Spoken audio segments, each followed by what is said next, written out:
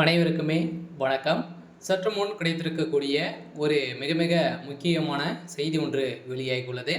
சற்று முன் துணை ராணுவம் குவிப்பு, ஸ்டாலினுக்கு என்ன ஆச்சு, கதரும் அறிவாலயம், இது மாதிரி பார்த்தீங்கன்னா செய்திகள் வெளியாயிருக்கு. இன்று காலையிலேருந்தே தமிழகத்தில் சென்னையில் பார்த்தீங்கன்னா பெரும் பரபரப்பை ஏற்படுத்தியிருக்கு.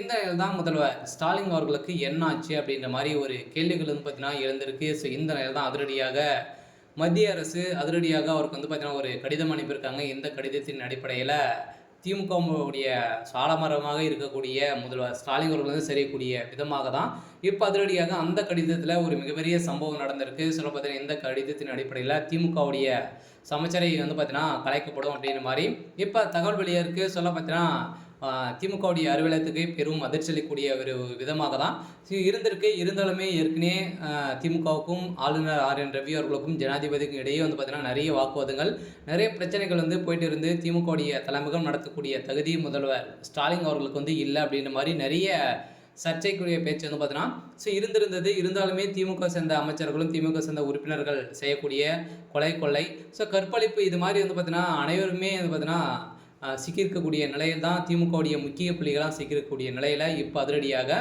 எந்த ஒரு நடவடிக்கையும் எடுக்காத திமுகவுடைய அரசுக்கு தான் பார்த்தீங்கன்னா இந்த நிலை வந்திருக்கு. இந்த நிலை தான் இன்னும் 24 மணி நேரத்தில் திமுகவுடைய சமச்சரை பார்த்தீங்கன்னா கலைப்பு ஏற்பட்டது அப்படின்னா திமுகவுடைய ஆட்சியை கலைக்கப்பட போகிறோம் அப்படின்ற மாதிரி இப்போ அதிரடியாக மத்திய அரசு ஒரு ரிப்போர்ட் கொடுத்துருக்காங்க.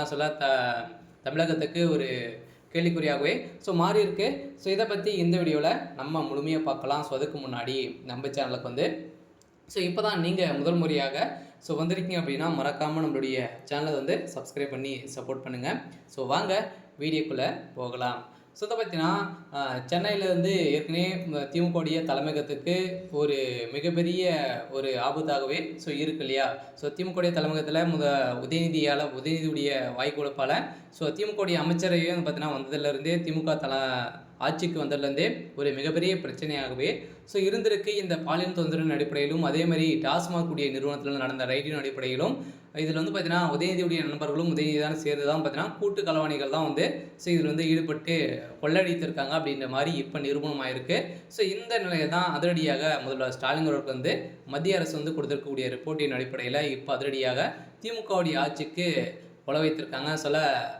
தமிழகத்தில் ஆளுநர் ஆட்சி நடக்க போகுது அப்படின்ற மாதிரி இப்போ தகவல் வெளியாகி வருது.